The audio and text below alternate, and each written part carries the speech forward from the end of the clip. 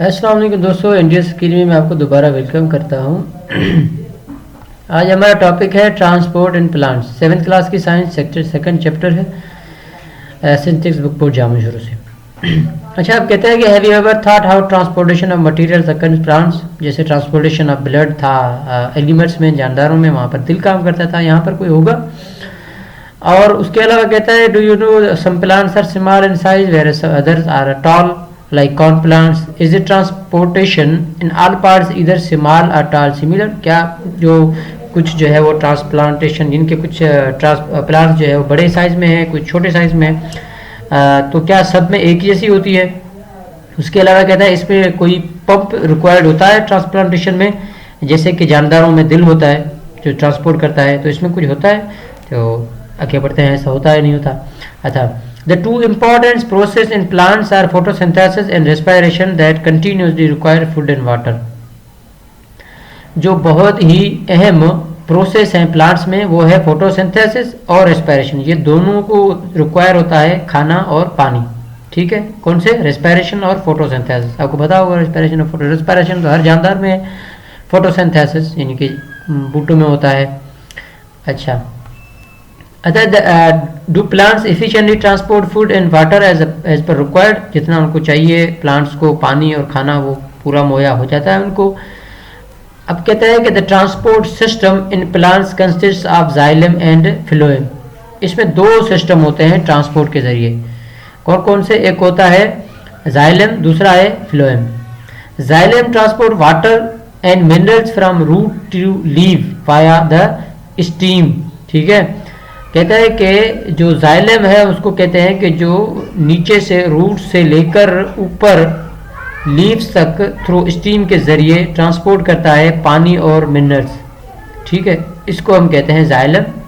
जबकि फ्लोएम क्या करता है, जो शुगर प्रोड्यूस होती है लीव्स में उसको बाकी सारे पार्ट्स में डिस्ट्रीब्यूट करता है। ठीक है, फ्लोएम शुगर डिस्ट्रीब्यूट करता है बाकी सारे पार्ट्स में, जबकि जाइलम नीचे से यानी कि रूट से लेकर लीव्स तक जो है वो पानी और मिनरल्स पहुंचाता है। ये दोनों ट्रांसपोर्ट सिस्टम थे।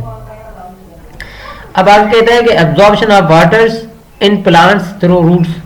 रूट्स के जरिए प्लांट्स में जो है वो एब्जॉर्प्शन वाटर की कैसे होती है? The minerals and dissolve gases available to plants for absorption are dissolve in soil. जो पानी या मिनरल्स, जो डिजॉल्व गैसेस जो होती हैं प्लांट्स में, वो एब्जॉर्ब होती हैं सॉइल में जो डिजॉल्व है वहाँ से, यानी सॉइल से।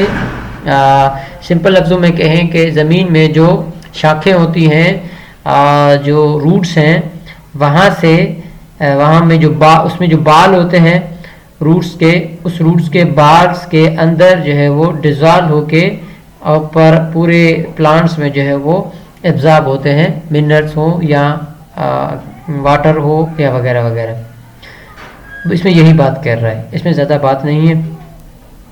अच्छा, उसके अलावा अब यहाँ कहता है water enters root hair by osmosis in which movement of water molecule from region of higher concentration to a lower concentration. तो ऐसी बात है, जो है वो वाटर जो एंटर होता है वो हायर कंसंट्रेशन से लोअर कंसंट्रेशन तक। तो हायर कंसंट्रेशन सॉइल में होती है, मिट्टी में, और लोअर कंसंट्रेशन रूट हेयर्स में होती है, जिसकी वजह से वहाँ पर सेमी परमिएबल मेम्ब्रेन है, सेल मेम्ब्रेन, जिसकी वजह से वहाँ से दाखिल होते हैं। आगे बढ़ते हैं, movement of water through roots, stem and leaves. Movement water की कैसे होती है? रूट्स के जरिए, स्टीम और leaves, through roots, stem and leaves के जरिए। Through the process of osmosis diffusion, the water and dissolved mineral and gases, the roots move from cell to cell toward the xylem. कहता है कि जो process osmosis and diffusion है उसमें क्या होता है? the water and dissolved minerals and gases, water, dissolved minerals and gases in the roots में क्या करता है? मूव करते हैं from cell to cell move करते करते xylem तक जाके पहुंचते हैं। जबकि xylem क्या करता है? इन सबको कैरी करता है, बाकी सारी बॉडी पार्ट तक पहुंचाता है। किसके जरिए? रूट प्रेशर के जरिए और रेस्पिरेशनल ट्रांसपायरेशनल पुल के जरिए से। ठीक है, ये रूट प्रेशर के जरिए और ट्रांसपायरेशन पुल के ज़रिए क्या करता है, जाइलम इन सबको, किसको, वाटर को, डिजॉल्व मिनरल्स को और गैसेस को, वो जाइलम तक आते हैं, फिर जाइलम उनको पहुंचाता है इन दो प्रोसेस के ज़रिए, जिसको हम रूट प्रेशर कहते हैं और ट्रांसपायरेशनल पुल कहते हैं। कहता है कि before discussing this force let's explore the structure of xylem, यानी कि ये रूट प्रेशर है, ये फोर्स है एक, ट्रांसपायरेशन ये भी एक, ट्रांसपायरेशनल पुल ये भी एक फोर्स है। लेकिन इनको डिस्कस करने से पहले जाइलम को डिस्कस करते हैं। जाइलम है क्या? असल में जाइलम आप यहाँ पर पिक्चर में देख सकते हैं, ये जाइलम है, यानी कि ये जो बीच में जो रूट और यानी ऊपर वाला जो पार्ट है, ये तने वगैरह, तने को भी कह सकते हैं, लेकिन जो लीव्स वगैरह है इसके बीच में ये जो आपको दिखाई दे रहा है, इसको हम जाइलम कहते हैं। अच्छा, ये क्या बयान करता है, जाइलम वेसेस from continuous channel from the roots through stem to the leaves. Xylem एक चैनल है जो रूट से लेकर, स्टीम से लेकर लीव्स तक सारा ये चैनल है, इसको हम कहते हैं xylem. Xylem vessel are compose of dead cells. Xylem की जो वेसल हैं ये बनी हुई है, ये जो वेसल आप अंदर देख रहे हैं ये बनी होती है डेड सेल से, मरे हुए सेल से। Join together to form long tubes, इनको एक साथ ज्वाइन करके क्या बनता है, एक लॉन्ग ट्यूब बनता है। The strength in xylem vessel is provided by cellulose carbohydrate. जो सग होती है जाइलम की वो मिलती है कहाँ से, सेल्यूलोस या कार्बोहाइड्रेट्स के जरिए। जाइलम हो गया। अब दो चीज़ें जो हमने पढ़नी थी, रूट प्रेशर और ट्रांसपायरेशनल पुल, ट्रांसपायरेशन पुल। ठीक है, अब रूट प्रेशर क्या है, a force that involve the movement of water and dissolve mineral up in the xylem is called root pressure. वो फोर्स जो मूव कराती है वाटर और डिजॉल्व मिनरल्स को जाइलम में, उसको हम रूट प्रेशर कहते हैं। As a result of root pressure the water with dissolve mineral rise to desired height in the most plants. कहता है जिस ये रूट प्रेशर के जरिए जो वाटर और डिजॉल्व मिनरल है वो अब थोड़ा सा राइज हो जाते हैं, कितना, कुछ हद तक प्लांट्स में, कुछ प्लांट्स की हाइट तक जो है वो राइज हो जाते हैं, बढ़ जाते हैं ज़रूरत के मुताबिक।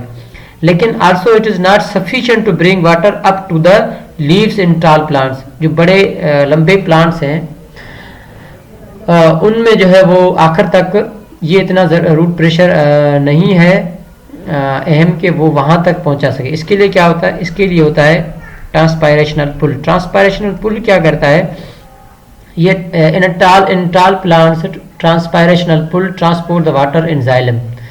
जाइलम में क्या, जाइलम में जो ट्रांसपोर्ट होता है वाटर, वो ट्रांसपायरेशनल पुल के जरिए होता है।